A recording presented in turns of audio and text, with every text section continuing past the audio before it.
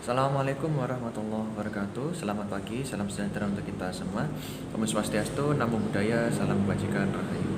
Yang saya hormati Bapak Dr. Mujahidin, SPD MPD selaku dosen pengampu mata kuliah pembelajaran sosial emosional. Oke, di sini kami terdiri atas 3 anggota, yakni yang pertama saya sendiri Alfian Nobuzaki, kemudian teman saya Helga Agung Wirani, dan teman saya Octavia Mega Lidiawati. Di sini kami akan menyampaikan materi terkait dengan topik 2, yakni peran guru sebagai teladan pembelajaran keterampilan sosial emosional. Yang mana di sini yang pertama adalah apa tantangan bagi guru untuk menjadi contoh dan teladan dalam hal sosial emosional. Di sini kami ada 4 opsi jawaban. Yang pertama adalah mengelola emosi di hadapan peserta didik. Yang kedua adalah belajar menghadapi latar belakang peserta didik yang beragam. Kemudian mempelajari dari kemampuan menciptakan lingkungan belajar yang positif. Yang terakhir adalah mengembangkan daripada kemampuan empati. Yang pertama adalah mengelola emosi di hadapan peserta didik. Guru harus dapat mengelola emosi pribadi mereka sendiri sebelum menjadi contoh atau suri tauladan bagi peserta didik. Sebisa mungkin guru dapat menunjukkan emosi yang positif, yang mana apapun yang terlihat oleh mata indera penglihatan mereka akan dianggap sebagai suri tauladan. Kedua, menghadapi latar belakang peserta didik yang beragam. Pastinya dalam satu kelas peserta didik memiliki karakteristik atau latar belakang yang berbeda antara satu dan yang lainnya. Nah, menghadapi latar belakang peserta didik yang berbeda ini merupakan suatu tantangan yang harus dihadapi oleh guru. Karena setiap peserta didik per individu akan memiliki perbedaan dalam aspek budaya atau latar belakang budaya dan sosial, ekonomi, bahasa, serta kebutuhan belajar yang beragam dari masing-masing peserta didik. Opsi yang ketiga yakni menciptakan lingkungan belajar yang positif, yakni menciptakan lingkungan belajar yang aman, nyaman, dan berpihak kepada peserta didik. Dalam suatu ruang kelas yang mendukung kegiatan pembelajaran yang aman, nyaman, itu akan mendorong daripada perkembangan akademik dan juga sosial emosional dari masing-masing peserta didik. Di satu ruang kelas yang nyaman, aman, dan penuh dukungan, baik dukungan dari guru dan juga dukungan dari teman-teman rekan sebaya dari peserta didik akan mendorong mereka untuk terlibat aktif selama proses pembelajaran. Opsi yang terakhir adalah yang nomor 4, yakni mengembangkan sikap empati. Sebagai guru, kita juga harus menjadi pendengar yang baik dan juga memberikan perhatian yang penuh kepada mereka ketika peserta didik berbicara, serta menghindari sedini mungkin untuk menghakimi. Tindakan menghakimi misalnya adalah dengan melihat peserta didik yang berbuat salah ataupun memiliki sikap yang salah, maka sikap yang harus dilakukan oleh guru yakni menasehati mereka atau menegur mereka, kemudian memberikan contoh yang baik agar tidak melakukan kesalahan yang sama di kemudian hari. Kemudian, mengenai kasus yang berkaitan dengan sosial emosional berdasarkan pengalaman mengamati proses belajar mengajar, yang pertama adalah peserta didik dengan latar belakang yang beragam. Kami kebetulan melakukan PPL di UPTD SDN Kelean 1. Di UPTD SDN Kelean 1 terdapat peserta didik dari berbagai latar belakang yang berbeda. Peserta didik tersebut berasal dari beragam latar belakang sosial ekonomi. Ada juga peserta didik yang berasal dari keluarga ekonomi menengah ke bawah dan terbatas, serta sering menunjukkan sikap tertutup di kelas. Saat diterapkan pembelajaran sosial emosional seperti diskusi reflektif mengenai emosi dan empati, peserta didik ini cenderung pasif dan tidak mau untuk mengekspresikan atau berbagi pengalamannya. Namun, setelah diberikan kesempatan untuk mengungkapkan melalui kegiatan nonverbal seperti melukis, menggambar, dan menulis, ia mulai terbuka dan menunjukkan perkembangan dalam interaksi sosialnya. Lalu kemudian kasus yang kedua yaitu peserta didik yang kurang percaya diri. Akibat perbedaan latar belakang sosial ekonomi tersebut, tidak jarang menimbulkan peserta didik yang tidak percaya diri terhadap kemampuannya. Peserta didik akan selalu merasa rendah diri dan menganggap dirinya tak mampu mencapai apa yang dicapai oleh rekannya yang lebih unggul. Hal ini dapat menurunkan motivasi belajar dan peserta didik akan tersugesti bahwa dirinya tidak mampu mencapai suatu kompetensi. Padahal peserta didik tersebut, jika memiliki kemampuan, dia akan menunjukkan kemampuan yang mirip dengan teman-teman yang lainnya. Kemudian kasus ketiga yang kami temukan yaitu mengenai peserta didik yang dominan dalam kelompok. Peserta didik yang selalu menjadi ingin dominan di dalam kelompok dapat mengganggu sosial emosional peserta didik yang lain. Hal ini dapat menyebabkan teman di dalam kelompoknya takut untuk mencoba dan kehilangan percaya diri. Dalam sebuah diskusi kelompok, sering terjadi seorang peserta didik yang selalu ingin mengontrol jalannya diskusi dan mengambil keputusan sendiri tanpa memberikan kesempatan bagi teman-temannya untuk berpartisipasi. Akibatnya peserta didik yang lain menjadi pasif, takut mencoba, dan kehilangan kepercayaan diri karena merasa pendapat mereka tidak dihargai. Untuk hal-hal seperti ini, guru perlu memberikan arahan kepada peserta didik yang merasa dominan tersebut tentang pentingnya kerjasama dan mendengarkan pendapat orang lain. Bisa dilakukan dengan membagi peran dalam kelompok agar setiap peserta didik memiliki kesempatan yang sama untuk berkontribusi. Kasus yang selanjutnya yang kami temukan yaitu mengenai peserta didik yang kesulitan berempati. Di dalam kelas terdapat beberapa peserta didik yang kesulitan memahami perasaan teman-temannya. Misalnya saat seorang teman merasa sedih atau kesulitan karena kehilangan barang atau karena hal-hal lainnya, mereka justru menanggapinya dengan candaan dan tidak menunjukkan perhatian atau justru membuat orang lain merasa terpojok. Contoh yang lain yaitu mereka sering menimbulkan konflik-konflik kecil atau kesalahpahaman dalam interaksi sehari-hari. Hal ini menyebabkan interaksi sosial mereka terganggu dan hubungan mereka antar teman juga menjadi kurang baik. Untuk mengatasi hal ini, guru dapat menggunakan strategi seperti role playing atau bermain peran untuk membantu mereka memahami bagaimana rasanya menjadi posisi orang lain. Kemudian, guru bisa mendorong diskusi reflektif tentang perasaan dan dampak tindakan terhadap orang lain, misalnya melalui cerita atau video yang menggambarkan pentingnya empati dalam kehidupan sehari-hari. Selanjutnya, ada pun beberapa cara sekolah agar bisa mendukung pembelajaran sosial emosional, yaitu mengintegrasikan PSE ke dalam kurikulum, pelatihan untuk guru-guru mengenai implementasi PSE, menerapkan kebijakan anti-bullying, mendorong aktivitas ekstrakurikuler yang menunjang PSE, serta komunikasi efektif yang melibatkan wali atau orang tua dari peserta didik. Namun, ada juga beberapa tantangan yang biasa dihadapi oleh sekolah, yaitu kurangnya pemahaman mengenai PSE, kurangnya sumber daya dan kompetensi guru, sulitnya membangun lingkungan belajar yang mendukung, terjadinya perbedaan perlakuan sosial emosional antara di rumah dan di sekolah, perbedaan nilai sosial dan budaya, serta keterlibatan orang tua peserta didik yang rendah. Apakah karakteristik dari peserta didik dapat mempengaruhi penerapan pembelajaran sosial emosional? Menurut kelompok kami, ya, itu dapat mempengaruhi dari pembelajaran sosial emosional sebab setiap peserta didik pastinya memiliki karakteristik kemampuan, kebutuhan, dan juga tingkat perkembangan dan pertumbuhan yang berbeda.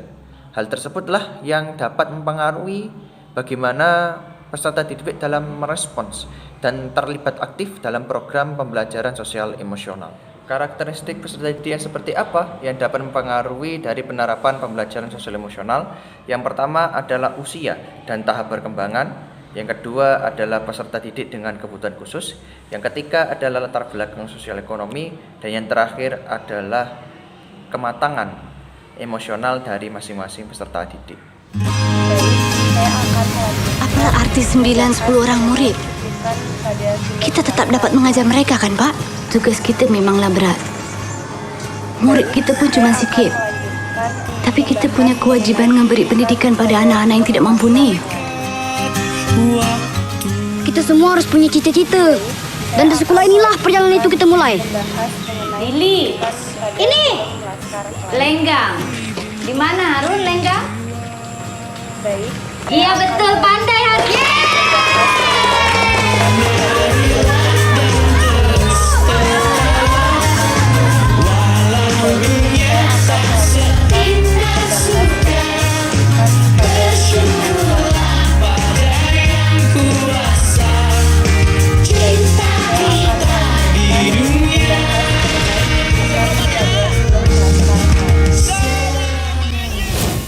Setelah kami menonton film mengenai Laskar Pelangi, adapun catatan penting yang muncul dalam pikiran kami saat pertama kali menonton film tersebut, yaitu perjuangan anak-anak yang ingin menggapai mimpi atau cita-cita di sebuah sekolah di Gantong, Belitung.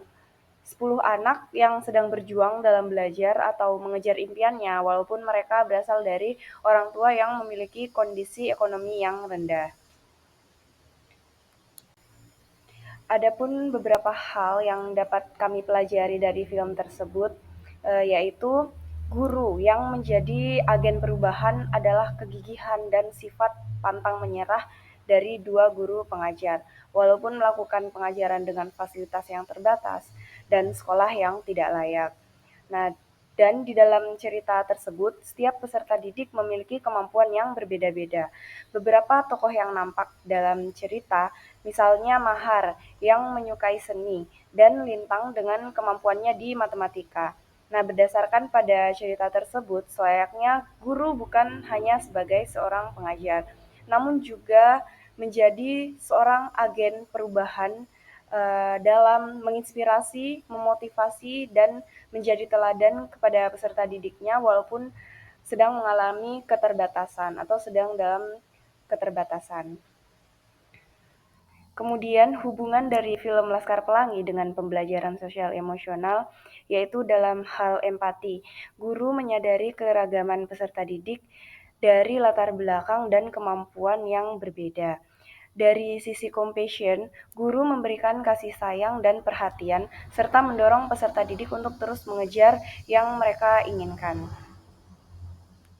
Dalam aspek mindfulness, guru dan peserta didik sama-sama memiliki kemauan yang sangat kuat untuk terus mencapai cita-cita mereka. Dan dalam aspek critical inquiry, guru bisa atau dapat mengamati keunikan setiap peserta didiknya.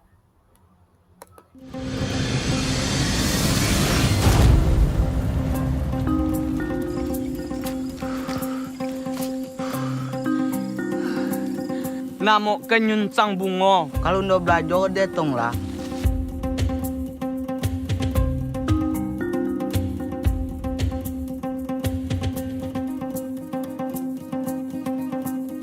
Ino kalau udah belajar ke anakku, kalau nya belajar dia anak pergi jauhnya, ada lagi belik lagi.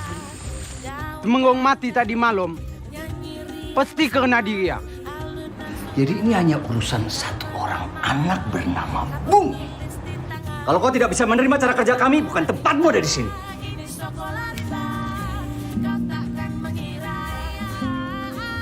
Kemana ibu guru buten tak? Bukannya kau.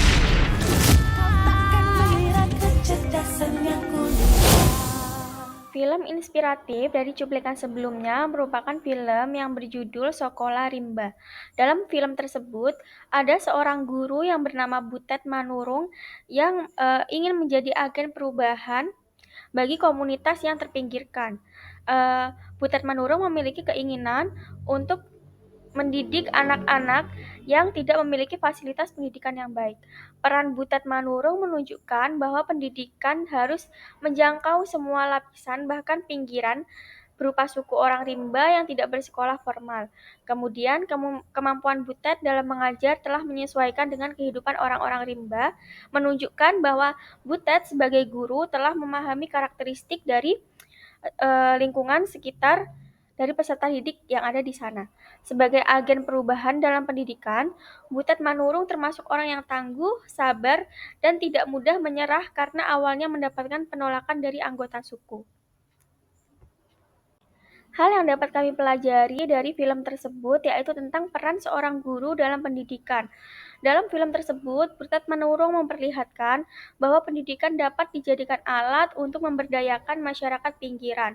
Butet Manurung juga memaparkan bahwa mengajar tidak harus melalui textbook atau media-media digital lainnya, melainkan juga bisa mengambil kondisi lingkungan sekitar atau kebudayaan dari orang-orang rimba tersebut sehingga pembelajaran lebih mudah diterima dan peserta didik lebih merasa dihargai. Hal ini terlihat bahwa ketika Butet Manurung yang awalnya sangat ditolak oleh ketua suku, berangsur-angsur mulai diterima oleh peserta didik maupun masyarakat di daerah tersebut.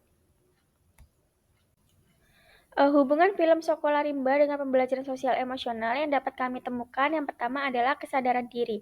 Melalui film tersebut, kami menemukan bahwa Butet sebagai guru mencoba untuk mengenali perasaan dan emosi dari peserta didik yang ada di sana. Pada awalnya, peserta didik di daerah tersebut merasa ragu dan tidak percaya diri terhadap kemampuan mereka atas kemampuan akademik seperti menulis dan membaca dikarenakan gaya hidup mereka yang berbeda dari orang-orang yang ada di kota. Namun, melalui bimbingan Butet, mereka mulai mengenali bahwa mereka memiliki potensi untuk belajar dan berkembang meskipun cara yang diberikan Butet berbeda dari sistem pendidikan formal pada umumnya. Kemudian yang kedua yaitu mengenai pengelolaan emosi. Dalam menjalankan misinya mengajar anak-anak suku dalam, Butet Manurung sering menghadapi berbagai tantangan, baik dari peserta didik, masyarakat sekitar, maupun sistem pendidikan formal. Namun, ia juga menunjukkan keterampilan pengelolaan emosi yang baik agar tetap bisa mendidik dengan efektif tanpa memaksakan kehendaknya. Hubungan yang selanjutnya mengenai kesadaran sosial. Melalui film tersebut, Butet tidak serta-merta memaksakan sistem pendidikan modern kepada anak-anak suku dalam. Ia terlebih dahulu memahami cara hidup, kepercayaan, dan nilai-nilai sosial yang berlaku dalam komunitas tersebut. Ini menunjukkan bahwa untuk menjadi seorang pendidik yang efektif, seseorang harus memiliki empati dan kepekaan sosial terhadap lingkungan tempatnya mengajar. Setelah menghargai nilai budaya dari masyarakat, barulah Butet mulai mengenali karakteristik dari peserta didik yang ada di daerah tersebut. Kemudian untuk sosial emosional yang terakhir yaitu mengenai keterampilan sosial. Dalam film menunjukkan bahwa Butet memiliki keterampilan sosial yang baik. Butet harus mampu berkomunikasi dengan peserta didik, orang tua, dan tokoh adat yang awalnya skeptis terhadap pendidikan formal. Ia menggunakan pendekatan yang persuasif, sabar, dan menghormati adat sehingga perlahan-lahan ia bisa membangun kepercayaan masyarakat. Berdasarkan hasil penyampaian hasil kerja kami dapat menyimpulkan yang pertama adalah tantangan dari guru untuk menjadi contoh atau teladan dalam hal sosial emosional, yakni ada 4: pengelolaan emosi di hadapan peserta didik, kemampuan menciptakan lingkungan yang positif, menghadapi latar belakang peserta didik yang beragam, dan juga pengembangan sikap empati. Yang kedua, karakteristik peserta didik yang dapat mempengaruhi penerapan PSE yakni usia dan tahap perkembangan, kemudian peserta didik dengan kebutuhan khusus, latar belakang sosial ekonomi, dan juga tingkat kematangan emosional dari peserta didik. Ketiga, kesimpulan dari hubungan antara film Laskar Pelangi dengan pembelajaran sosial emosional itu ada 4. Yang pertama adalah empati. Guru sangat menyadari bahwa keragaman atau diversitas peserta didik dari latar belakang dan juga kemampuan yang berbeda. Yang kedua adalah sikap welas asih, yakni guru dapat memberikan kasih sayang dan perhatian kepada peserta didik guna mendorong mereka untuk terus mengejar yang terbaik dalam hal kemampuan ataupun tingkat kognitif yang lainnya. Yang ketiga adalah mindfulness, yang mana guru dan peserta didik memiliki kemauan yang kuat untuk terus mencapai cita-cita mereka. Yang terakhir adalah berpikir kritis, yakni guru dapat melihat dan atau mengetahui keunikan atau potensi yang dimiliki oleh masing-masing peserta didik. Terakhir adalah nomor 4, hubungan film Sekolah Rimba dengan pembelajaran sosial emosional sebagai berikut. Ada 4, yakni yang pertama adalah kesadaran diri, pengelolaan emosi, kesadaran sosial, dan juga keterampilan sosial. Yang pertama adalah kesadaran diri, yakni dalam tokoh Butet Manurung bersama dengan Profesor T. Didik belajar mengenali keunggulan dan juga tantangan yang mungkin terjadi. Yang kedua adalah pengelolaan emosi, yang mana tokoh Butet Manurung dalam melaksanakan pengajaran menjumpai banyak tekanan dan juga mencari cara yang terbaik sehingga tidak memaksakan kehendak apapun. Yang ketiga adalah kesadaran sosial, yakni seorang tokoh Butet Manurung berusaha untuk menghormati suku atau etnis anak rimba berupa budayanya tanpa merendahkan pendidikan formal. Yang terakhir adalah keterampilan sosial, yakni Butet atau tokoh utamanya berhasil menjalin hubungan yang sangat erat dengan anak-anak dan keluarga mereka, sehingga keluarga mereka menerima ataupun terbuka terhadap akses pendidikan yang ada di etnis anak rimba tersebut. Sekian presentasi yang dapat kami sampaikan, kurang lebihnya kami mohon maaf. Wabillahi taufik wal hidayah. Wassalamualaikum warahmatullahi wabarakatuh.